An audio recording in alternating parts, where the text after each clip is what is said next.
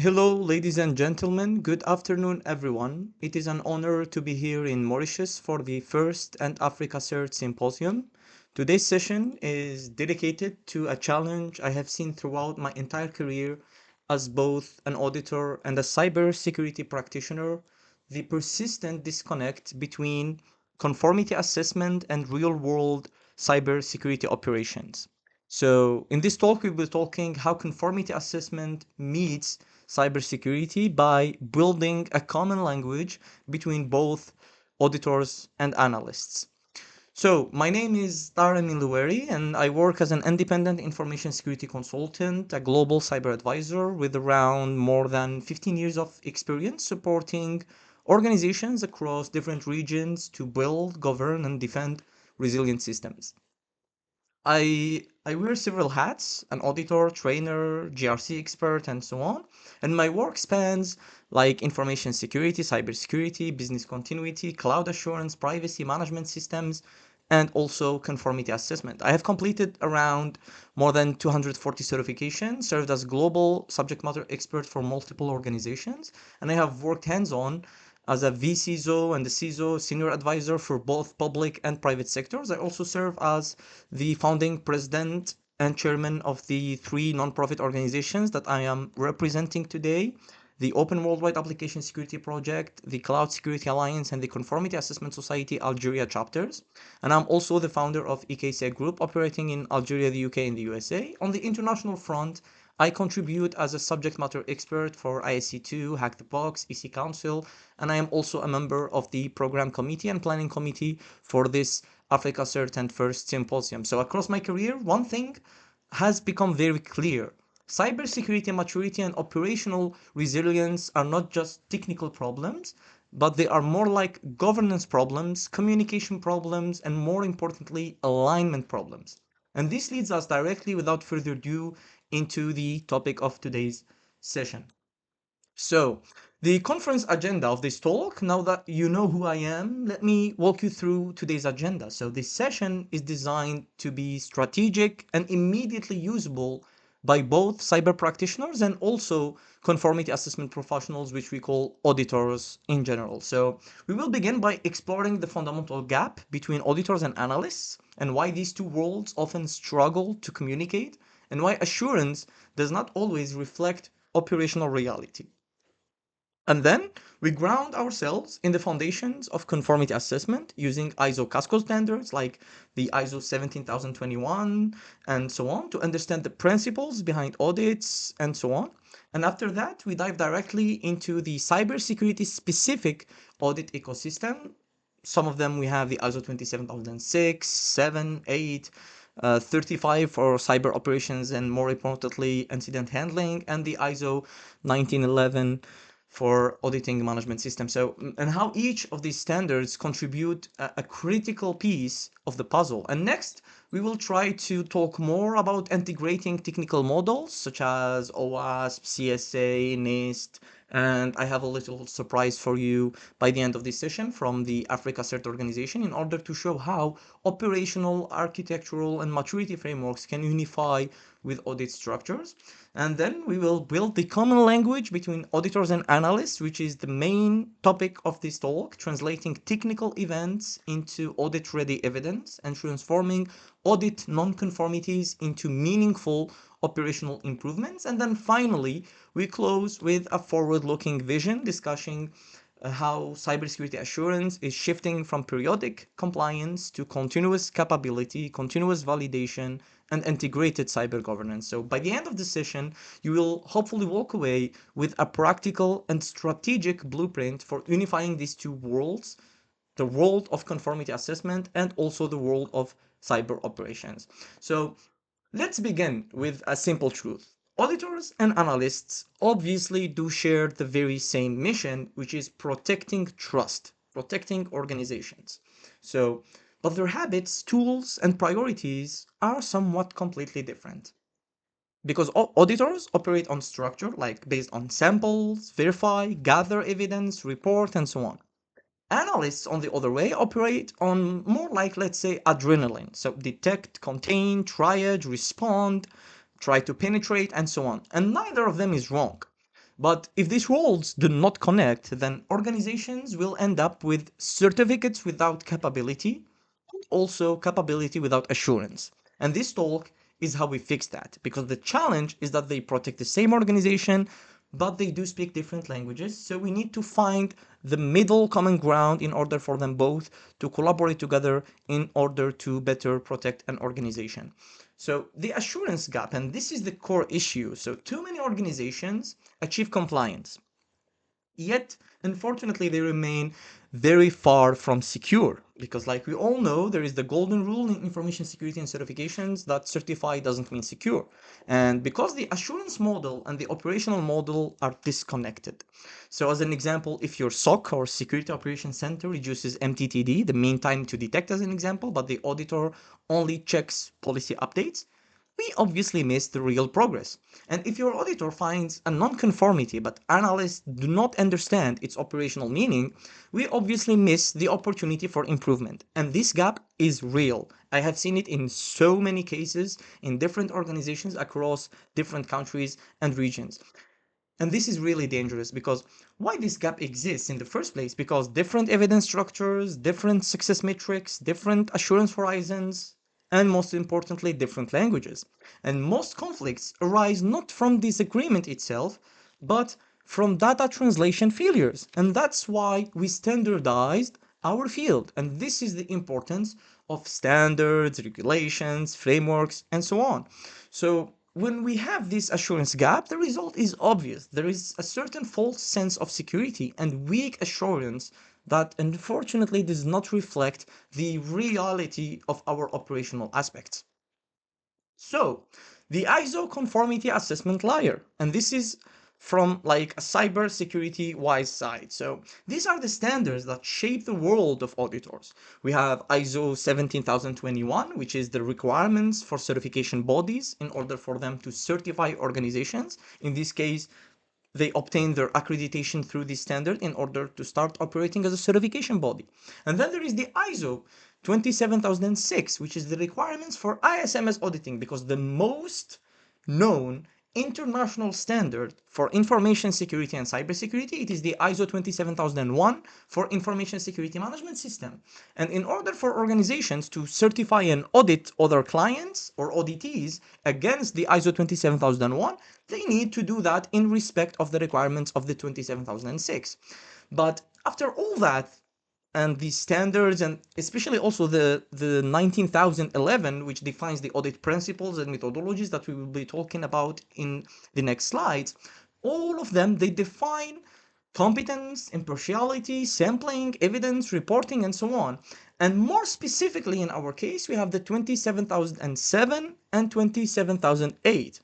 And they are especially powerful because the 7 tells us how to audit an ISMS, and the 278 tells us how to assess the control's effectiveness, or the operational side of information security as a whole. And this is the DNA of structured assurance. So ISO already contains assurance wisdom, and what is missing is the operational linkage. So we have also operational cybersecurity layer. We have other standards and other frameworks. So now the world of analysts, it's fast, it's technical, and usually it's threat driven.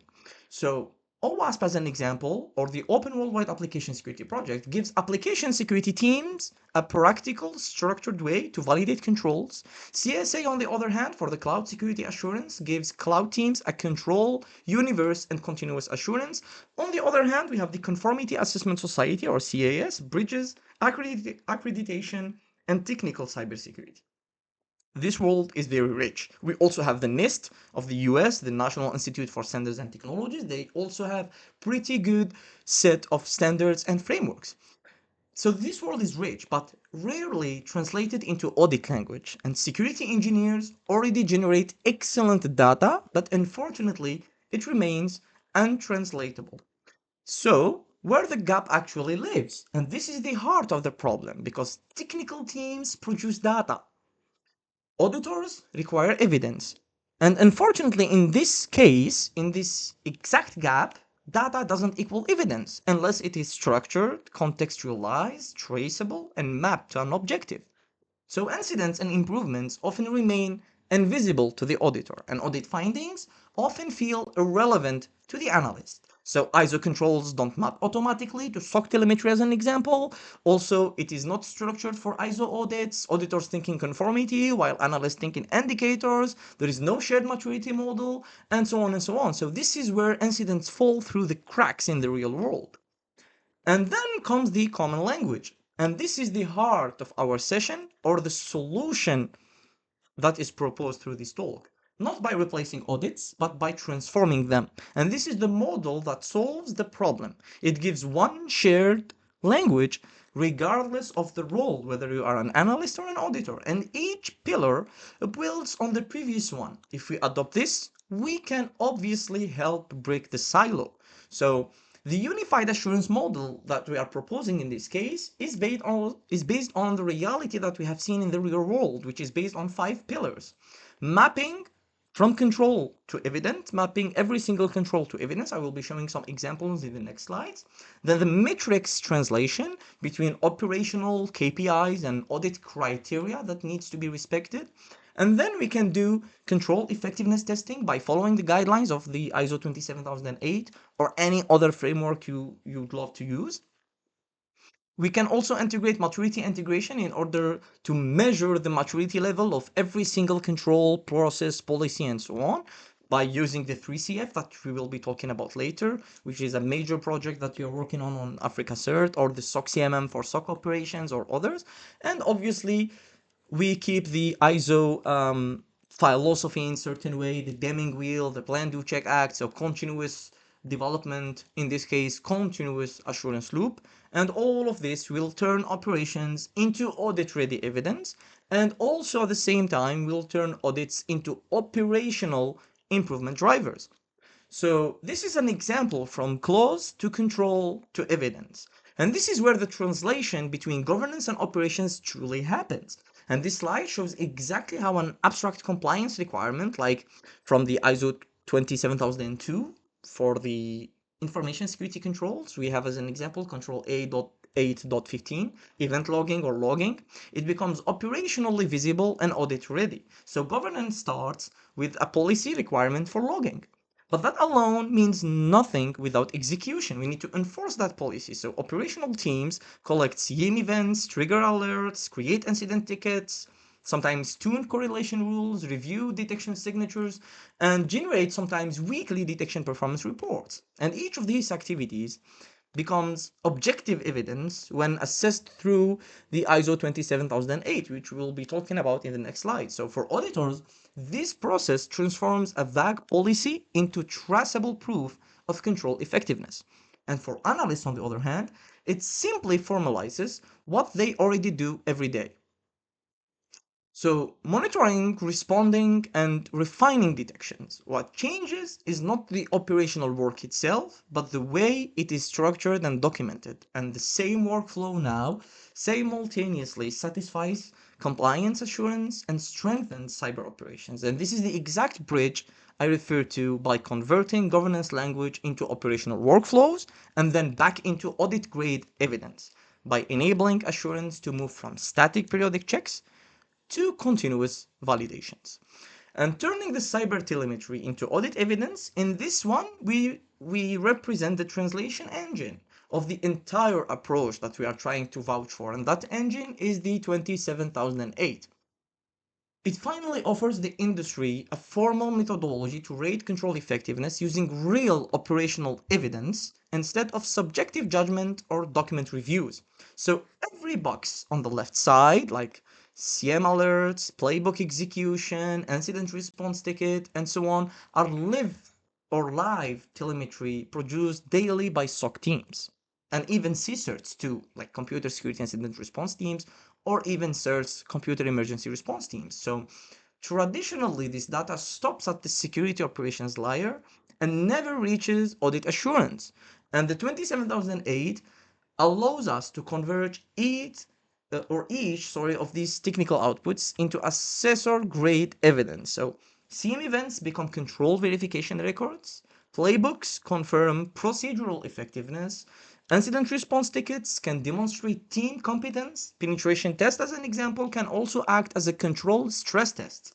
And detection KPIs map directly to measurable risk reduction. And this is what enables the continuous assurance approach. So instead of auditors asking, do you have a control? We can now answer, here is its live performance history. And this standard, therefore, becomes the missing bridge between cyber telemetry and trusted assurance, enabling capability to be measured, maturity to be proven, and trust to move from assumptions to evidences. So, control effectiveness based on the 27008. This one represents the point where assurance becomes real, because this standard, like we said, gives us the framework to move beyond checking whether policies exist and into evaluating whether controls actually work. And we don't just ask, is a control documented? We ask deeper engineering level questions. As an example, was the control designed correctly to address the risk? Was it implemented as intended? Is it operating continuously, not only when auditors are present? Because yes, ladies and gentlemen, usually we do see this type of cases in the real world. And is it reaching its expected outcomes, such as reducing, as an example, phishing click rates or incident response times? And finally, is the control being continuously tested and improved for maturity evolution and continual improvement? So for an example, an incident response procedure is no longer assessed through document review alone. It is validated via real phishing simulations, playbook execution records, SOC escalation tickets, and post-incident lessons learned. And ISO 27008 allows us to qualify effectiveness using observable operational evidence rather than checkbox attestations. And this is where we transform assurance from the policy exists into the policy works, where controls are measured like engineered systems, not static documents only, which will enable obviously auditors and analysts to finally speak the same performance-based language. And this is what we need nowadays for cyber resilient organizations. So the auditing principles apply to operations, and the auditing principles of the ISO 19011, which provides guidance for usually first and second party management system audits, can be directly applied even inside SOC and incident response operations in SOC teams, CSIRTs, and so on to create continuous operational assurance. An evidence-based approach becomes real-time validation using SOC logs rather than static documents.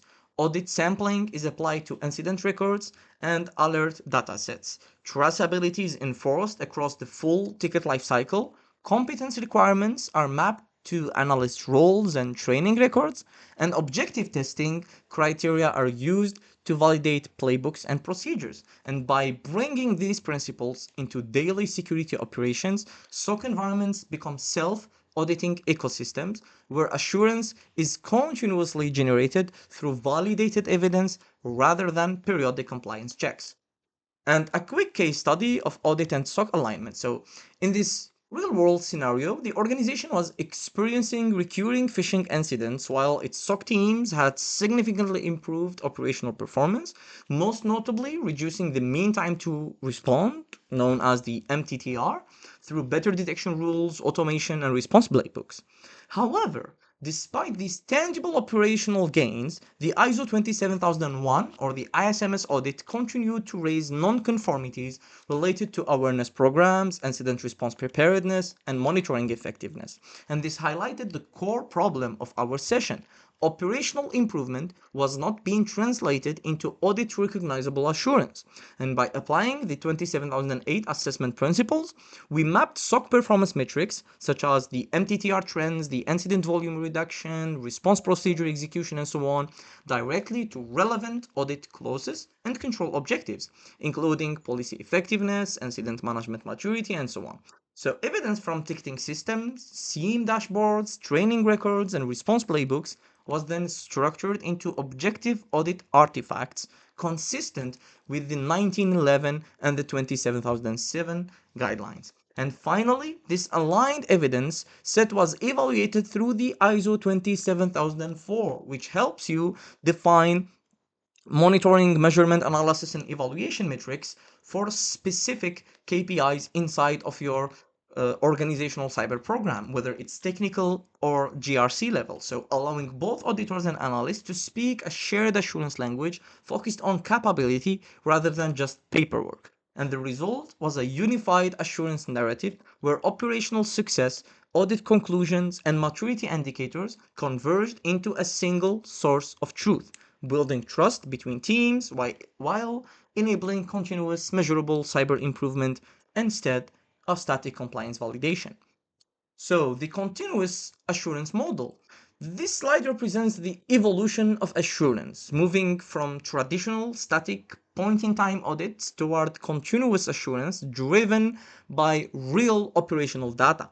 And instead of waiting for annual audit cycles to discover gaps, SOC telemetry, control dashboards, and real-time risk indicators continuously feed the assurance process. And this is where maturity sparks inside an organization. So dynamic monitoring verifies whether controls remain effective. Evidence is automatically generated from operational workflows, and unified taxonomies ensure the same language is used across security, risk, and audit teams. In this model, annual audits no longer search for problems. They validate the maturity already demonstrated throughout the year, enabling certification and assurance to become maturity-based, risk-focused, and operationally grounded rather than a generic checkbox-driven approach. And this is where the world is going and where Africa can lead, because the future is not more audits, it is smarter assurance systems. And here, ladies and gentlemen, this takes us to the AfricaCERT 3CF, the Common Cybersecurity Controls Framework. And this is a very quick sneak peek into the framework itself, which is being designed as a continental reference framework to unify cyber implementation, assurance, and maturity measurement across Africa. And the objective of 3CF is very simple but powerful at the same time. Enable organizations, regulators, CERTs, auditors, and SOC teams to speak a single control language that works across borders and across standards while remaining aligned with global references such as the ISO 27000 family, the NIST CSF, the CSA, CCM, the OWASP frameworks, and so on and so on. And also national frameworks in mind, of course. So at the heart of the 3CF is a very comprehensive control catalog mapped to strategic areas and domains, enriched with detailed metadata including control categories, control types, security properties, cyber lifecycle mapping, and assessment evidence fields. And each control is assessed using a practical 4-tag maturity logic. Like you can see in the slide, there is the B for baseline or baseline controls that every organization must implement as a bare minimum foundation. C as core controls required for effective operational cyber management. And A for advanced controls reflecting mature threat-driven security programs. And the O for optional strategic controls that apply to specialized or let's say high-risk sectors as an example. So this maturity structure allows assurance to move beyond simple compliance toward progressive capability measurement, benchmarking, and also improvement tracking. And the framework is supported by toolkits that they are still a work in progress, including SOAs or statements of applicability, mapping matrices, maturity assessment tools, and also implementation roadmaps and so on, fully designed to translate operational cybersecurity activities directly into audit-grade assurance outputs. The framework, like I said, is actively under development within the AfricaCERT, where there is a dedicated team for that. And we are working toward releasing its first official edition, hopefully as soon as possible, to support cyber maturity building across the continent, with the ambition of making it the shared backbone of cyber assurance across Africa. So, ladies and gentlemen, for the key takeaways of this session, this one captures the essence of today's message. Auditors and analysts ultimately serve the same mission, protecting organizations, citizens, and critical digital infrastructure. Evidence is the bridge that connects our two worlds, transforming raw operational telemetry into credible assurance. And standards like the 27007 and 8 finally gives us the tools to operationalize audits by linking controls directly to real, let's say, SOC, CSIRT activities and other SecOps activities as a whole. And also frameworks such as OWASP, CSA, and others can generate rich, continuous technical evidence that strengthens assessments instead of replacing them with paperwork. At the continental level, hopefully the AfricaCERT 3CF will be coming out very soon, provides a common maturity language built on its four tags, the BCAO, enabling benchmarking and consistency across borders too. When we combine all of this into a continuous assurance model, compliance stops being once a year event and becomes an ongoing capability. And this is how, ladies and gentlemen, we move from episodic audits to real living cyber assurance, not checks on a certificate, but confidence in our resilience. So, thank you deeply, every single one of you. It has truly been an honor to share this session with such an exceptional community of cyber leaders, auditors, analysts, practitioners, regulators, and governments from across Africa and the Arab region. I hope this talk has helped bridge the worlds of governance, conformity assessment, and also real world cyber operations, and that it has shown how evidence can become the common language that unites us, transforming audits from static checkpoints into living assurance and building continuous trust between strategy and execution at all three levels, whether they are strategic, tactical, or operational.